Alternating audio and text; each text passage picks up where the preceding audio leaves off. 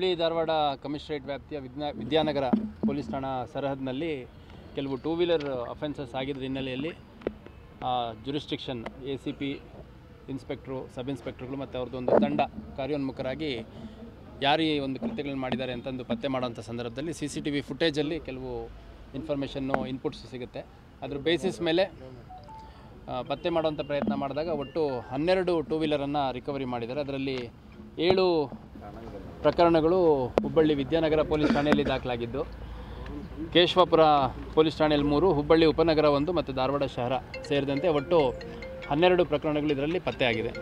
ಇದರಲ್ಲಿರುವಂಥ ಆರೋಪಿಗಳೇನಿದ್ದಾರೆ ಇವರು ಎಲ್ಲ ಹುಬ್ಬಳ್ಳಿ ಮೂಲದ ನಿವಾಸಿಗಳೇ. ಇದರಲ್ಲಿ ವಿಶೇಷತೆ ಅಂತಂದರೆ ಹೆಣ್ಮಕ್ಳು ಟೂ ವೀಲರ್ ಅಫೆನ್ಸಸ್ಸಲ್ಲಿ ಇನ್ವಾಲ್ವ್ ಆಗಿರುವಂಥದ್ದು. ಕಿಮ್ಸ್ ಇರ್ಬೋದು ಅಥವಾ ಸಬರ್ಬನ್ ಏರಿಯಾ ಇರ್ಬೋದು, ಕೇಶವಾಪುರ ಇರ್ಬೋದು, ಆಮೇಲೆ ಎಲ್ಲೆಲ್ಲಿ ಸ್ವಲ್ಪ ಕ್ರೌಡ್ ಜಾಸ್ತಿ ಇರುತ್ತೆ ಮತ್ತು ಟೂ ವೀಲರ್ ಪಾರ್ಕಿಂಗ್ ಮಾಡಿರುವಂಥ ಜಾಗಗಳಲ್ಲಿ ಸಾರ್ವಜನಿಕರ ರೀತಿಯಲ್ಲಿ ಹೋಗ್ಬಿಟ್ಟು ಡೂಪ್ಲಿಕೇಟ್ ಕೀಗಳನ್ನು ಯೂಸ್ ಮಾಡಿ ಆ ಗಾಡಿಯನ್ನು ಎಲ್ಲ ನಿಂತಿರೋವಂಥವನ್ನ ಟ್ರೈ ಮಾಡೋವಂಥದ್ದು. ಟ್ರೈ ಮಾಡಿದಾಗ ಅಕಸ್ಮಾತ್ ಯಾವುದಾದ್ರು ಸಕ್ಸಸ್ಫುಲಿ ಸಿಕ್ತು ಅಂತಂದರೆ ಅದನ್ನು ತೊಗೊಂಡ್ಬಿಟ್ಟು ಅವ್ರ ಮನೆ ಹತ್ರ ಒಂದು ಕಡೆ ನಿಲ್ಲಿಸ್ಕೊಂಡು ಆಮೇಲೆ ಅವ್ರದ್ದೊಂದು 4-5 ಜನರ ತಂಡ ಇದೆ. ಆ ತಂಡದಲ್ಲಿ ಮಾತಾಡಿಕೊಂಡು ಸಾರ್ವಜನಿಕರಿಗೆ ಗಾಡಿ ಅರ್ಜೆಂಟು ಮಾರಾಟ ಮಾಡಬೇಕಿತ್ತು ಅಂತ 5,000 10,000 ಈ ಥರ ಕೊಡುವಂಥದ್ದು. ಡಾಕ್ಯುಮೆಂಟ್ಸ್ ಎಲ್ಲ ಉಳಿದಿದ್ದು ತಂದು ಕೊಟ್ಟ ಮೇಲೆ ಉಳಿದಿದ್ದು ದುಡ್ಡು ಕೊಡಿ ಅಂತಂದು ಒಂದು 15,000 20,000 25,000 ಈ ಥರ ಬೆಲೆ ಕಟ್ಟುವಂಥದ್ದು ಗಾಡಿಗಳಿಗೆ. ಅದು ಯಾವ ಮಾಡಲು ಮತ್ತು ಯಾವ ಇಯರಲ್ಲಿ ಸೆಲ್ ಆಗಿದ್ದು ಅದರದ್ದೆಲ್ಲ ಡೀಟೇಲ್ಸು ರಫಾಗಿ ನೋಟ್ ಮಾಡ್ಕೊಂಬಿಟ್ಟು ಅದ್ರ ಬೇಸಿಸ್ ಮೇಲೆ ಮೋಸ ಮಾಡೋವಂಥ ಒಂದು ಜಾಲ ಮಾಡಿದರು. ಇದರಲ್ಲಿ ರೇಷ್ಮಾ ಅಂತ ಒಂದು ಹೆಂಗಸು, ಆಕೆ ಕೇಶವಾಪುರ ಭಾಗದವಳು, ಅದೇ ರೀತಿ ರವಿ ಅನ್ನೋವಂಥವನು, ಅವನು ಮತ್ತು ಈಕೆ ಭಾಳ ಹತ್ರದಲ್ಲಿರ್ತಾರೆ, ಒಳ್ಳೆಯ ಒಡನಾಟ ಇರುತ್ತೆ ಅವರಲ್ಲಿ. ಮತ್ತು ಇವರಿಬ್ಬರು ಹೆಚ್ಚು ಟೂ ವೀಲರ್ ಅಫೆನ್ಸಸ್ ಮಾಡಿರುವಂಥದ್ದು ಕಂಡು ಬಂದಿದೆ. ಅದಾದಮೇಲೆ ಅದು ತೊಗೊಂಡೋಗ್ಬಿಟ್ಟು ಆಸ್ಮಾ ಬಾನು ಮತ್ತು ಮುಬಾರಕ್ ಅಂತ ಇಬ್ಬರಿದ್ದಾರೆ, ಆಮೇಲೆ ದಸ್ತಗೀರ್ ಅಂತ. ಇವರು ಆಸ್ಮಾ ಬಾನು ಮತ್ತು ಮುಬಾರಕ್ ಅನ್ನೋವಂಥವ್ರು ಗಾಡಿಗಳನ್ನು ಡಿಸ್ಪೋಸ್ ಮಾಡೋವಂಥದ್ದು, ಕ್ಲೈಂಟ್ನ ಹುಡುಕ್ಬಿಟ್ಟು ಡಿಸ್ಪೋಸ್ ಮಾಡೋವಂಥ ಕೆಲಸ ಮಾಡ್ತಿರ್ತಾರೆ. ಮತ್ತು ಇವೆಲ್ಲ ಸಂಪೂರ್ಣ ಪ್ರಕ್ರಿಯೆಯಲ್ಲಿ ಗಾಡಿ ಕದ್ದ ತಕ್ಷಣ ಇಮಿಡಿಯೇಟ್ ನಂಬರ್ ಪ್ಲೇಟ್ ಚೇಂಜ್ ಮಾಡೋವಂಥದ್ದು, ಆಮೇಲೆ ಬೇರೆ ಏನಾದರೂ ಆ ಗಾಡಿ ಮೇಲೆ ಐಡೆಂಟಿಟಿ ಮಾರ್ಕ್ಸ್ ಇದ್ದರೆ ಯಾವುದಾದ್ರು ಹೆಸ್ರುಗಳು ಬರೆದಿರೋದು, ದೇವ್ರ ಹೆಸ್ರುಗಳು ಬರೆದಿರೋದು, ಪೋಸ್ಟರ್ಸು, ಅದೇನಾದರೂ ಸ್ಟಿಕ್ಕರ್ಸ್ ಅಂಟ್ ಹಾಕಿರೋದು ಅದನ್ನೆಲ್ಲ ತೆಗೆದುಬಿಟ್ಟು ಓನರ್ ಎದುರಿಗೆ ಆ ಗಾಡಿ ಹೋದ್ರೂ ಅದು ಅವ್ರದ್ದು ಅಂತ ಗೊತ್ತಾಗಬಾರ್ದು, ಅಷ್ಟು ನೀಟಾಗಿ ಎಲ್ಲ ರೆಡಿ ಮಾಡಿಬಿಟ್ಟು ಡಿಸ್ಪೋಸ್ ಮಾಡೋಂಥ ಕೆಲಸ ಮಾಡ್ತಿದ್ರು.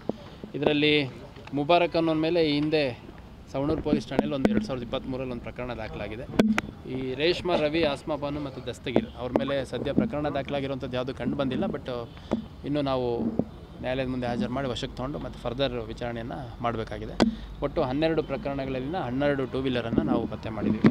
ಇದರಲ್ಲಿ ಆಸ್ಮಾ ಬಾನು ಮತ್ತು ಮುಬಾರಕ್ ಅನ್ನೋರು ರೈಲ್ವೆ ಎಂಪ್ಲಾಯೀಸು, ರೈಲ್ವೇದಲ್ಲಿ ಹೆಲ್ಪರ್ಸ್ ಕೆಲಸ, ಪರ್ಮನೆಂಟ್ ಜಾಬ್ ಅವ್ರದ್ದು, ಅದು ಮಾಡ್ತಾರೆ.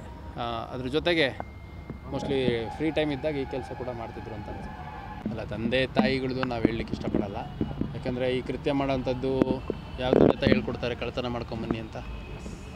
ಹಂಗಾಗಿ ನಾವು ಮಾಹಿತಿಯನ್ನು ತಂದೆ ತಾಯಿ ಅವ್ರ ಪೇರೆಂಟ್ಸು ಇನ್ನೊಂದು ಮತ್ತೊಂದು ಯಾವುದೂ ಕೊಡೋಕ್ಕೆ ಹೋಗಲ್ಲ. ಯಾರು ನಮಗೆ ಆರೋಪಿಗಳಿದ್ದಾರೆ ಆರೋಪಿಗಳ ಬಗ್ಗೆ ಮಾಹಿತಿಯನ್ನು ಕೊಡ್ಬೋದು. Very unfortunate.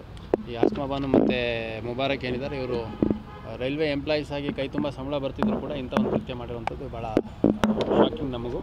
ಮತ್ತು ಹೆಣ್ಣುಮಕ್ಕಳು ಈ ಥರ ಟೂ ವೀಲರ್ ಕದ್ದು ಡಿಸ್ಪೋಸ್ ಮಾಡ್ತಿರೋವಂಥದ್ದು ನಮಗಷ್ಟು ನಾವು ನೋಡಿಲ್ಲ ನಮ್ಮ ಸರ್ವೀಸಲ್ಲಿ.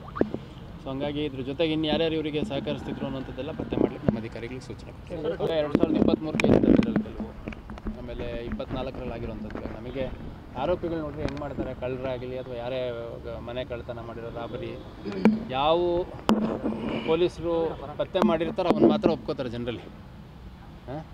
ನಾನು 2012ರಿಂದ ಮಾಡ್ತಿದ್ದೆ, 2016ರಿಂದ ಮಾಡ್ತಿದ್ದೆ, ಯಾವುದೂ ಹೇಳೋದಿಲ್ಲ. ನಮಗೆ ಯಾವುದು ವಿತ್ ಎವಿಡೆನ್ಸ್ ಕ್ರಾಸ್ ವೆರಿಫೈ ಮಾಡ್ತೀವೋ ಹೌದು ಸರ್ ಅದೊಂದು ಮಾಡಿದ್ದೆ ಅಂತ ಹೇಳ್ತಾರೆ. ಇವಾಗ ಫಸ್ಟ್ ಹಿಡ್ಕೊಂಡಾಗ ಇದೊಂದೇ ಕೇಸ್ ನಾನು ಮಾಡಿದ್ದು, ಏನೋ ಒಂದು ಎಲ್ಲ ಹೋಗೋದಿತ್ತು ಎಮರ್ಜೆನ್ಸಿ, ಹಂಗಾಗಿ ನನ್ನ ಗಾಡಿ ಅಂತ ಮಿಸ್ ಆಗಿ ತೊಗೊಂಬಂದೆ ಅನ್ನೋದಕ್ಕೆ ಸ್ಟಾರ್ಟ್ ಆಗುತ್ತೆ ಟೂ ವೀಲರ್ ಅಫೆನ್ಸಸ್ಸಲ್ಲಿ. ಆಮೇಲೆ ಎಷ್ಟೆಷ್ಟು ಗಾಡಿಗಳು ನಮಗೆ ಸಿಗ್ತವೆ, ಎಷ್ಟೆಷ್ಟು ಆರೋಪಿಗಳು ನಮಗೆ ಸಿಗ್ತಾ ಹೋಗ್ತಾರೆ, ಅದ್ರ ಮೇಲೆ ಎಷ್ಟಾಗಿರ್ತಾವೆ ಅಷ್ಟೇ ನಮಗೆ ಸಿಕ್ಕಿರೋ ಅಷ್ಟೇ ಗೊತ್ತಾಗ್ತವೆ. ಬೇರೆ ಯಾವ್ದು ಮಾಡಿದ್ದಾರೆ ಅವರು ಅನ್ನೋಂಥದ್ದು ಗೊತ್ತಾಗಲ್ಲ. ಅಷ್ಟಾಗಿಯೂ ಕೂಡ ನಮ್ಮ ಪ್ರಯತ್ನ ಮಾಡ್ತಾ ಇದ್ದಾರೆ. ಆರೋಪಿತರಲ್ಲಿ ಮುಬಾರಕ್ ಅನ್ನೋನ ಮೇಲೆ ಒಂದು ಪ್ರಕರಣ ದಾಖಲಾಗಿದೆ. ಅದು ಹೊರತುಪಡಿಸಿ ಬೇರೆ ಯಾರ ಮೇಲೂ ಪ್ರಕರಣ ದಾಖಲಾಗಿರೋದು ನಮಗೆ ಸದ್ಯಕ್ಕೆ ಗೊತ್ತಿಲ್ಲ. ಇನ್ನು ಬೇರೆ ಬೇರೆ ರೀತಿಯಲ್ಲಿ ಅವ್ರದ್ದು ಇನ್ಪುಟ್ಸ್ ಹಾಕ್ಬಿಟ್ಟು ಸರ್ಚ್ ಮಾಡಿದಾಗ ನಮ್ಮ ಪೊಲೀಸ್ ಸಿಟಿಲಿ ಸಿಗ್ಬೋದು. ಅದ್ರ ಜೊತೆಗೆ ಇವಾಗಲೇ 12 ಪ್ರಕರಣ ಆಗುತ್ತೆ ಇವ್ರದ್ದು. ಈ 12 ಪ್ರಕರಣದಲ್ಲಿ ಇದರಲ್ಲಿ ಯಾರೋ ಒಬ್ಬರು ಕದ್ದು ಇನ್ನು ಉಳಿದವರು ಎಲ್ಲ ಮಾತಾಡ್ಕೊಂಡು ಕೆಲಸ ಮಾಡೋಣ, ಆರಾಮಾಗಿ ದುಡ್ಡಾಗುತ್ತೆ.